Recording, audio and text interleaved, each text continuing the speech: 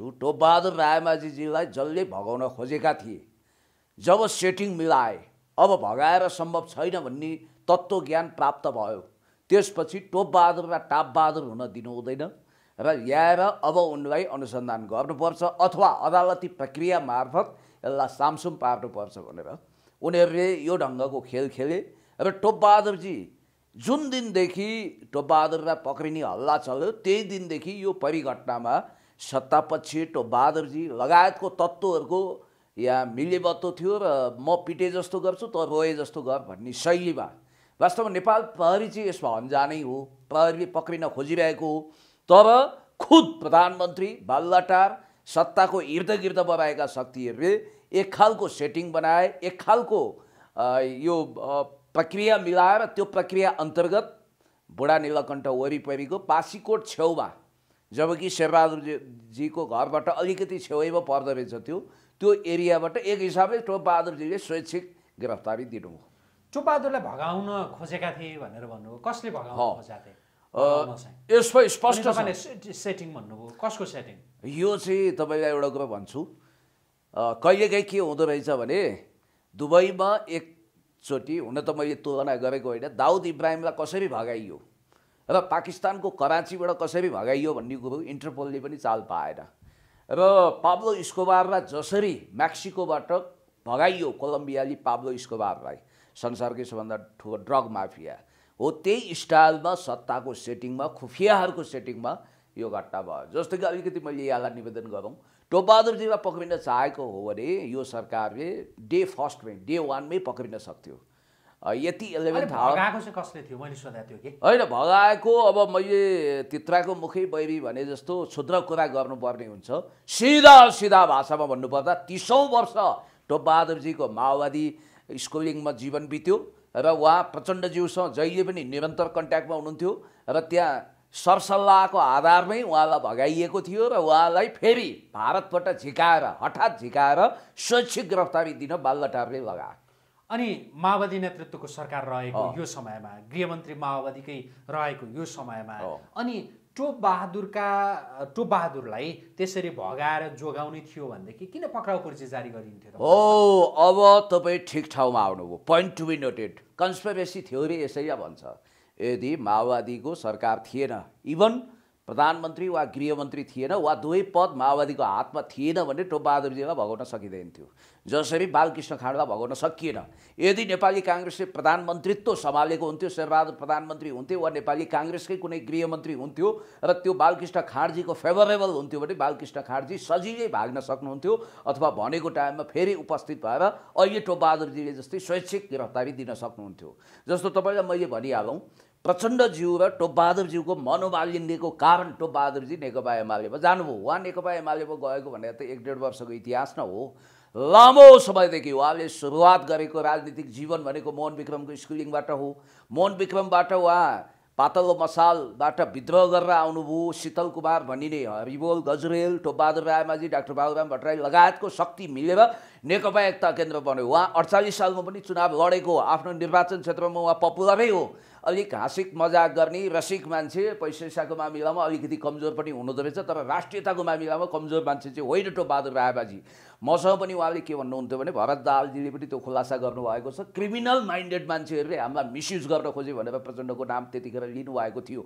मैले तपाईँलाई के भनौँ भने प्रचण्डजीको भारतमा जसरी एउटा समूहले, म यहाँ नाम भन्न चाहन्न, एउटा समूहले हल्ला गर्यो, मिडियामा पनि त्यो आयो, उहाँको सम्धि पाठक हुनुहुन्छ, उहाँ मार्फत 1 अर्ब रुपियाँ नोटबन्दी भइसकेपछि जुन भारतीय रिजर्भ ब्याङ्कमा राखेको थियो त्यो भुस भयो भन्ने कुरो पनि ओपन सेक्रेट जस्तै हो।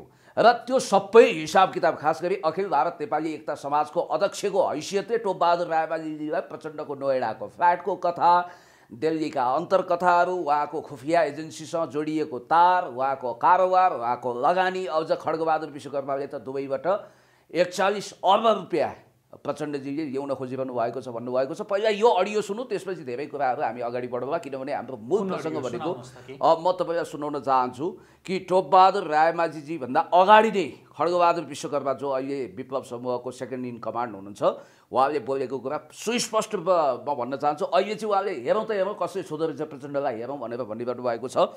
र अब शिविर घोटालाको विषयमा डाक्टर बाबुराम भट्टराईले अरबौँ भ्रष्टाचार भएको र माओवादी नेतृत्वमा खास गरी प्रचण्ड लगायतको नेतृत्व मुछिएको भनेर त भनिरहनु भएको छ। अब यहाँ प्रकाण्ड भनिने उहाँको भनाइ सुनौँ।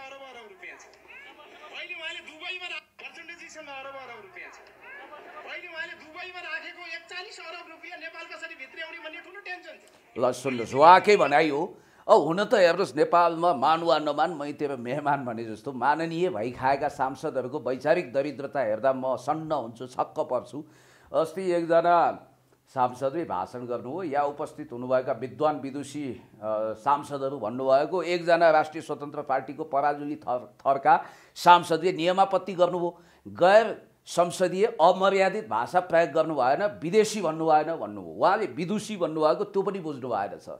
अझ आफूलाई सेलिब्रिटी सांसदको रूपमा चिनाउन चाहने मिस्टर ज्ञानबहादुर साई उर्फ ज्ञानेन्द्र साईले त हिजो हुबहु प्रदीप गिरीको भाषण चोर्नु भएछ। त्यो सुन्नुभयो होला तपाईँले। या नेपालका पिएचडी होल्डरहरूलाई अथवा विद्वानहरूलाई आलुमा कसरी पानी हाल्ने वा धान खेती कसरी गर्ने भन्ने पनि नलेज छैन भन्ने कुरा ठ्याक्कै कपी एन्ड पेस्ट मात्रै होइन, कमा फुल स्टप सहित प्रदीप गिरीको भाषण चोर्नु भएको छ। भाषण चोरुवा सांसदहरूको पनि कुनै कमी छैन। अब म मूल विषय टोपबहादुरजीमा आउँछु। टोपबहादुर रायमाझीजी हुन त उहाँको जिन्दगी पनि अनौठो छ। चित्रबहादुर केसीजीको कोट लगाएर उहाँले विवाह गर्नुभएको रहेछ। त्यतिखेर स्ट्रगल गरेकै मान्छे हो उहाँले। सम्भवतः पास गर्नुभयो भएन थाहा छैन, अस्कलबाट बिएससीसम्म पढेको हो। र मेरो पहिलोचोटि जब भेट भयो, टोपबहादुरजी अहिले त तपाईँ हिरासतमा हुनुहुन्छ, सायद कसैले तपाईँलाई यो टिकटकको भिडियो वा युट्युबको वा आजको प्रेसको भिडियो देखाइदियो भने तपाईँले हेर्नु होला, तपाईँ सन्न हुनुहुन्छ। मलाई सम्झना छ 2048 सालको त्यो दिनको म नोस्टाल्जिक हुन्छु, जुन दिन तपाईँभन्दा सिनियर नेता भाषणबाज ज्ञान प्रसाद गौतमको साथ म तपाईँसँग च्यासलमा भेटिएको थिएँ। त्यो चिसो गल्ली जहाँ हामीले चिसा समोसाहरू खाएका थियौँ, तातो चियामा हामी रमाएका थियौँ। टोपबहादुरजी त्यतिखेर तपाईँले के भन्नुभएको थियो? महँगा महँगा चिज खानु हुँदैन है, धेरै खर्चालु बन्नु हुँदैन, क्रान्तिको लागि बचत गर्नुपर्छ, 2 पैसा भने पनि खोत्रोकेमा राख्नुपर्छ भनेर तपाईँले कोका कोला खान अस्वीकार गरेको कुरा आज पनि मलाई याद छ।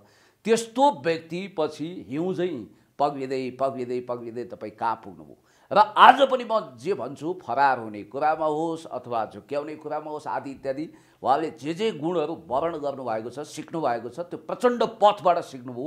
र मैले तपाईँलाई भनिहाल्नु, जस्तो उहाँ गिरफ्तारी हुने जुन ढङ्गको अहिलेको प्रक्रिया छ त्यो नै अलिकति शङ्कामा छ।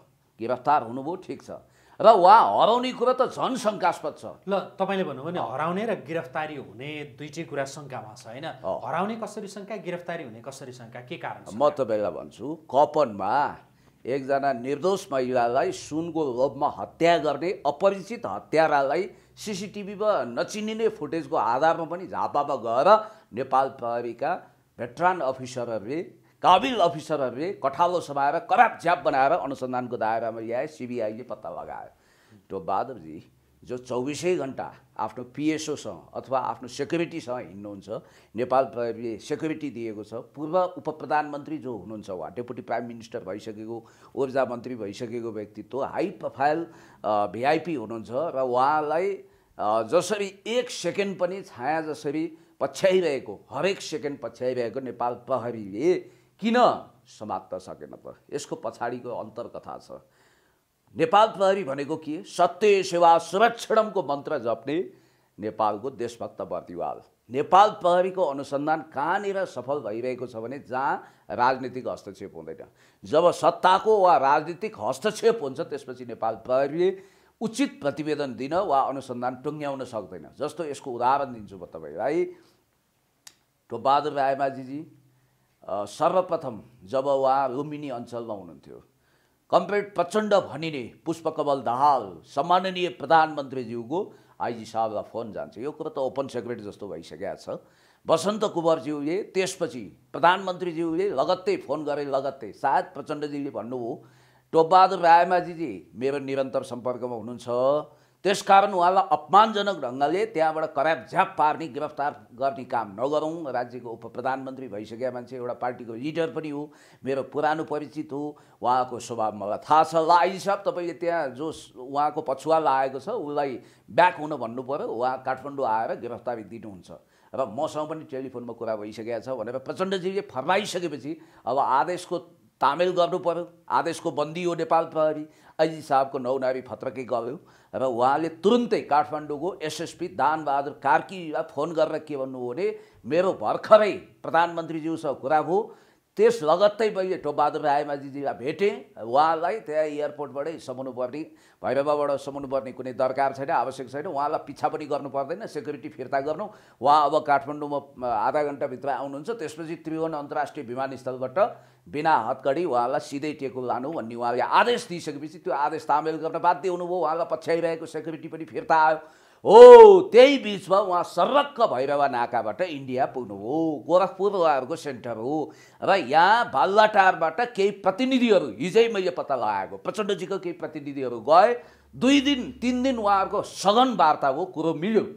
कुरा कसरी मिल्यो भने उहाँले प्रचण्डजीको विरुद्ध केही नबोल्ने, प्रचण्डजीको कारोबारको विषयमा मुख नखोल्ने र अब यो केसलाई कानुनी तरिकाले रफादफा गर्ने, नभए अब एउटा कुरोमा भनौँ यमदूतले छोड्दा राज्य प्रशासनले नछोड्ने, प्रचण्डजी नरहे पनि उहाँलाई जतिखेर पनि गिरफ्तार गर्न सक्ने भन्ने भइसकेपछि टोपबहादुरजीले एउटा सहमति बनाएर त्यसलाई जेन्टलमेन एग्रिमेन्ट भनौँ कि नन जेन्टलमेन एग्रिमेन्ट भनौँ, टोपबहादुर रायमाझी र प्रधानमन्त्री पुष्पकमल दाहाल प्रचण्डका बिचमा गोप्य सहमति छ। हो, त्यो सुलह भयो, त्यो सहमति भयो भयो।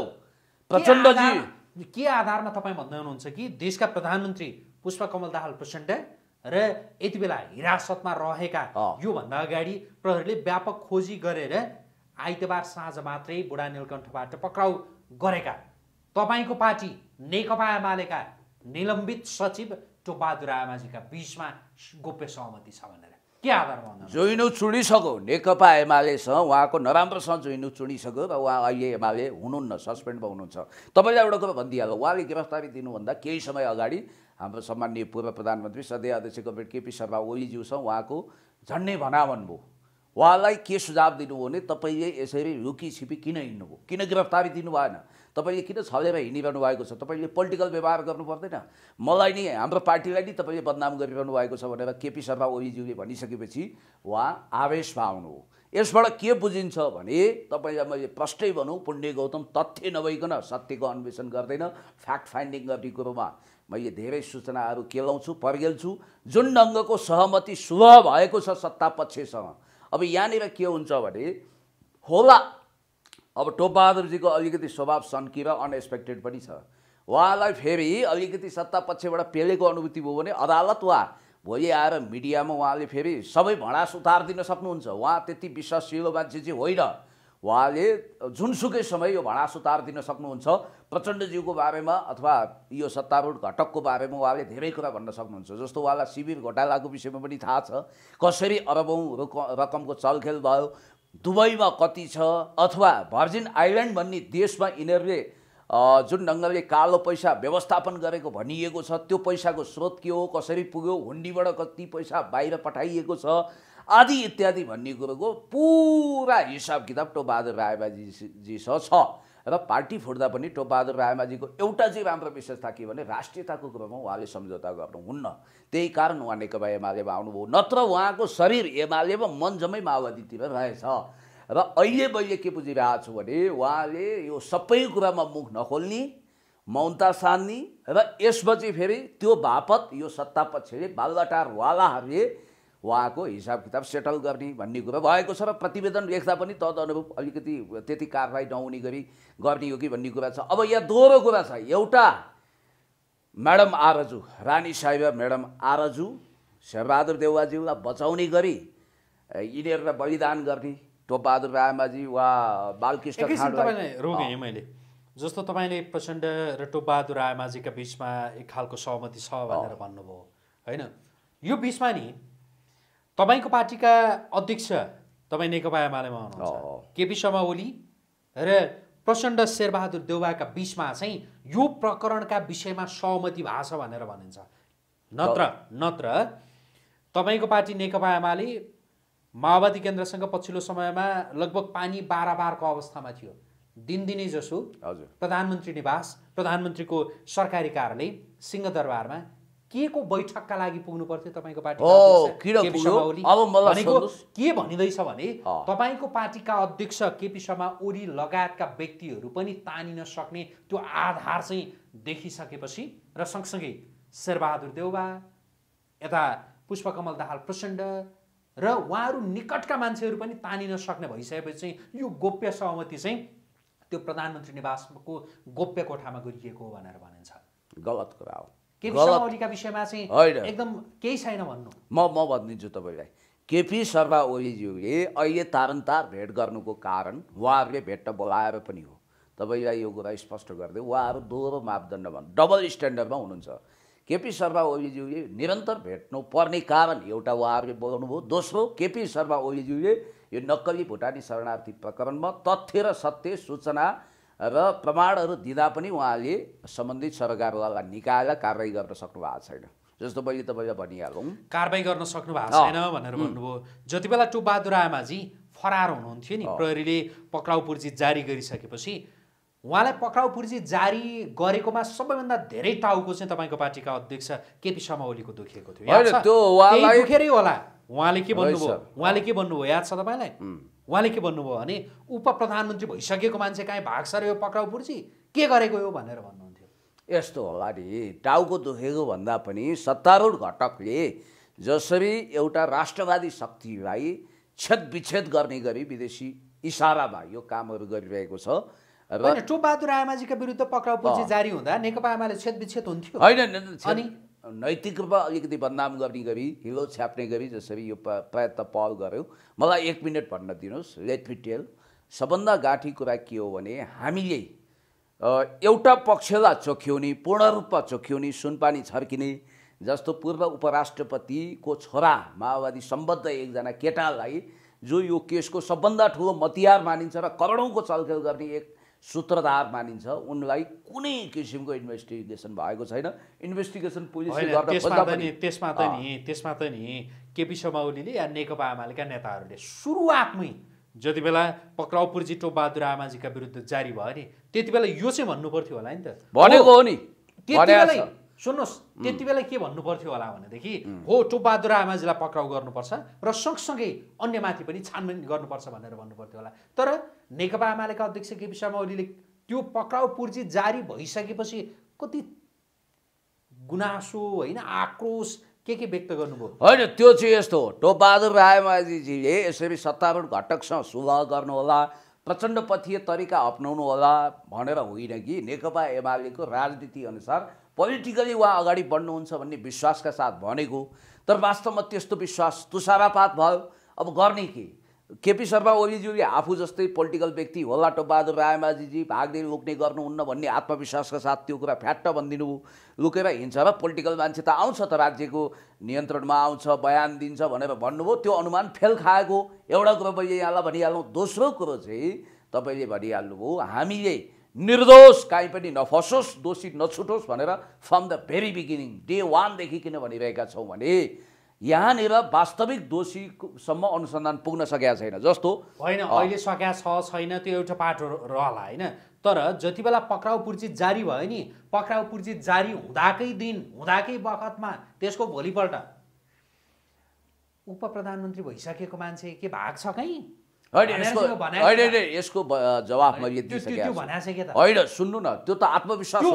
सुन्नु न, टोपबहादुर आमाजीलाई पक्राउ पर्नबाट कसरी जोगाउन सकिन्छ भन्ने त्यो सोच त्यो तपाईँको अनुमान हो।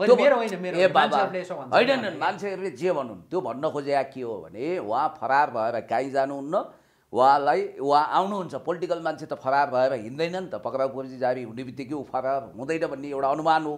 तर उहाँ राज्यको उप प्रधानमन्त्री भइसकेको पार्टी नेता फरार भएर लुकी सेटिङमा, मिटिङमा व्यस्त भएर अँध्यारो कोठामा कुरम भिजिसकेपछि यसरी स्वैच्छिक गिरफ्तारी दिन्छ भन्ने कुरो त पूर्व अनुमान गर्न सकिने कुरा थिएन।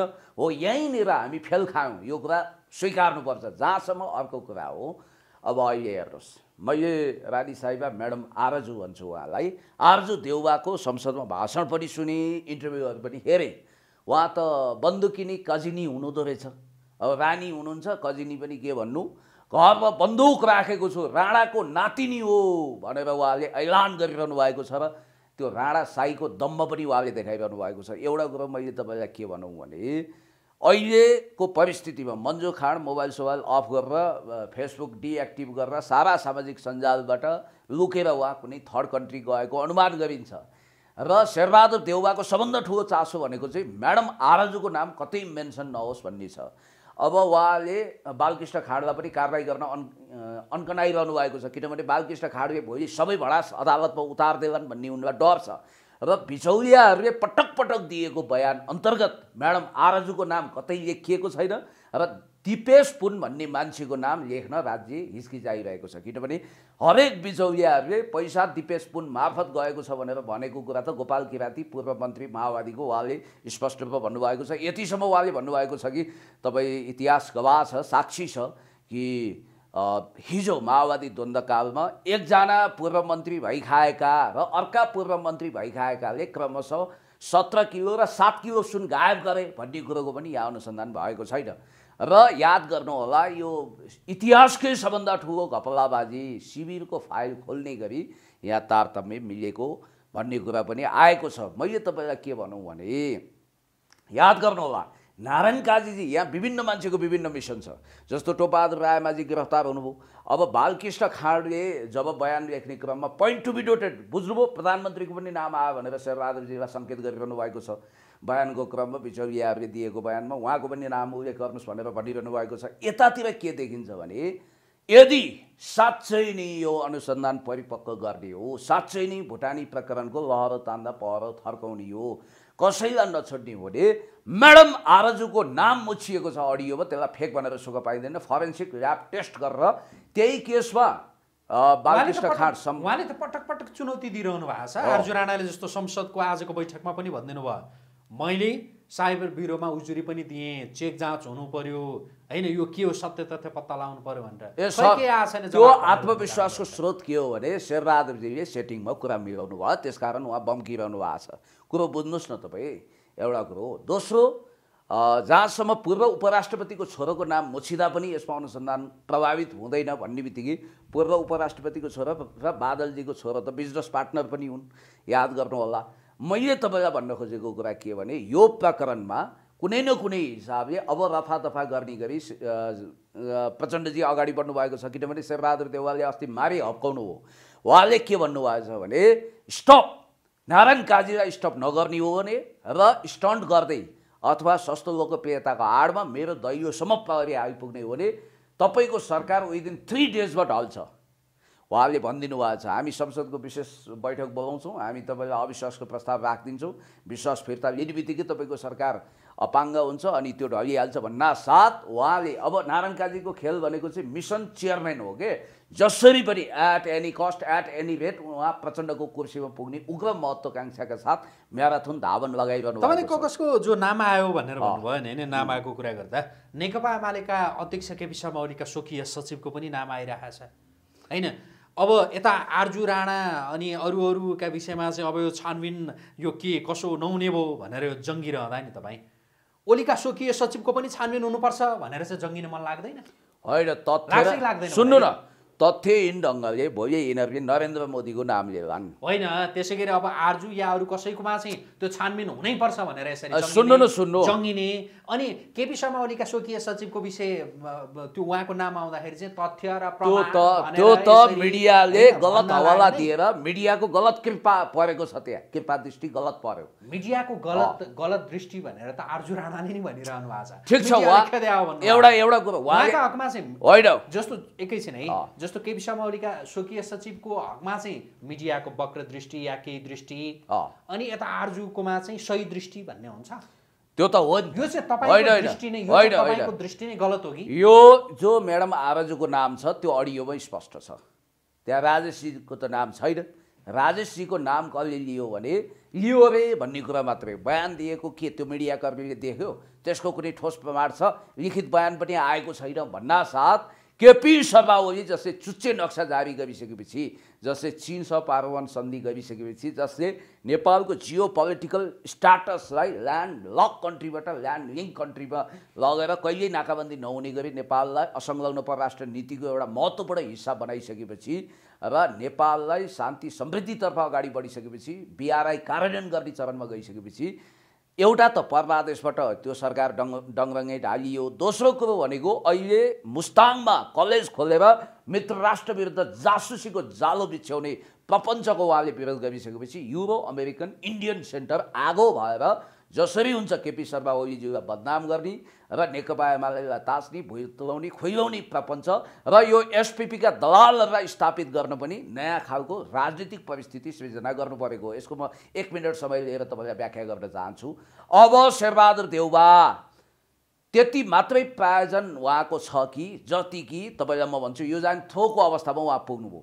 जस्तो कि पेरुमा साइनिङ पाथ भन्ने माओवादी गुरिल्ला समूहलाई दमन गर्न मात्रै जापानी मूलको प्रधानमन्त्री अल्बर्टो फुजिमोरी प्रयोग गरियो, त्यसपछि उहाँलाई समाप्त पारियो। बगदादको केही रणनीतिक सामरिक महत्त्वका स्थलहरूमा आफ्नो परेड ग्राउन्ड बनाउन सद्दाम हुसेनलाई प्रयोग गरियो, पछि यो जान थ्रु भयो। त्यति मात्रै होइन, मैले तपाईँलाई भनिहालौँ कि अब्दुल्ला ओजलान भन्ने मान्छेलाई टर्कीमा कसरी प्रयोग गरिएको थियो भन्ने पनि इतिहास गवाह छ, साक्षी छ। यस विषयमा धेरै कुरा नभनौँ र याद गर्नु होला अहिले नोरेगालाई पनामामा जसरी युज गरेर समाप्त पारियो त्यसै गरी ठ्याक्कै यहाँ शेरबहादुर देउवाको प्रयोजन पनि, किनभने एमसिसी प्रयोगमा प्रयोग गरिसकेपछि अब एसपिपी यीबाट पार लाग्दैन भन्ने बित्तिकै याद गर्नु होला यहाँ कसरी राजनीति फिटिङ गरिएको छ भने नि रेट्रो फिटिङ भन्दो रहेछ क्या। स्वर्णिम वाग्लेजीको नामलाई चाहिँ त्यसरी ब्रान्डिङ गरिएको छ। अब रविजीकोलाई रेट्रो फिटिङ टाइपले उहाँलाई प्रक्षेपण गरियो भनिएको छ। हेर्नु होला साम्राज्यवादी विस्तारवादी शक्ति केन्द्रले जहाँ परेड ग्राउन्ड बनाउँछन्, जहाँ भ्लादिमिर जेलेन्स्कीहरू जन्माइन्छ, त्यो देशको हालत भनेको हुरीले उडाएको छानो जस्तै घर अथवा पहिरो लागिसकेपछिको पहाड वा डढेलो लागिसकेपछिको वनको नियतिमा पुग्छ। र अब राष्ट्रिय स्वतन्त्र पार्टीको रवि लामिछानेलाई दोहोरो नागरिकता वा राहदानी प्रकरणमा नारायण काजी मार्फत कारबाही गरेर स्वर्णिम वाग्लेलाई स्थापित गर्ने, किनभने तपाईँलाई थाहा छ स्वर्णिम वाग्लेलाई अहिले राजनीतिमा ढिम्किन पनि दिइरहनु भएको छैन। रवि लामिछानेजीले महामन्त्री पनि बनाउनु भएको छैन, उपसभापति पनि बनाउनु भएको छैन, संसदीय दलको उपनेता पनि बनाउनु भएको छैन। उहाँहरूको बिचमा शीतयुद्ध टग अफ वार चलिसकेको अवस्था छ। यतातिर माओवादीभित्र नारायण काजी किस्तीमा अध्यक्ष पद आउँछ भनेर मक्खै हुनुहुन्छ।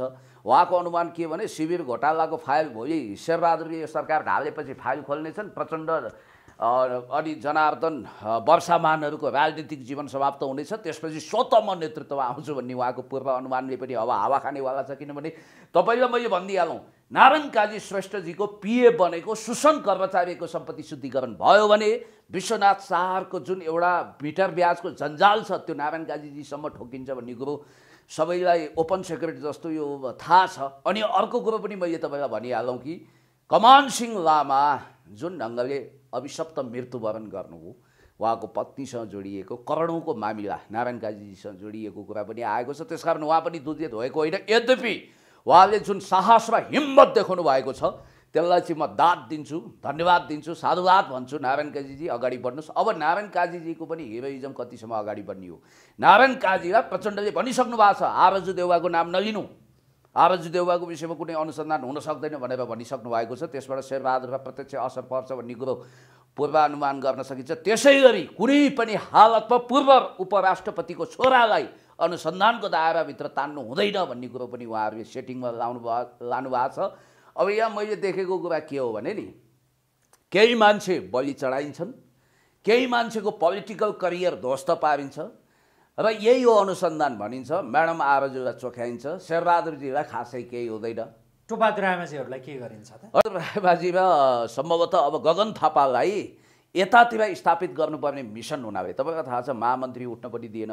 मैले बालकृष्ण खाडको समर्थन गरेको होइन। बालकृष्ण खाड वा टोपबहादुर दुवै विदेशी एजेन्ट नभएको हुनाले यिनीहरू बलिदान भए। एउटा कुरा यो ख्याल गर्नुहोस्, किनभने होला यिनीहरूको हात घुस वा कमिसनको मैलले रङ्गियो होला, यिनीहरूले जानी नजानी कुकर्म गरे होलान्।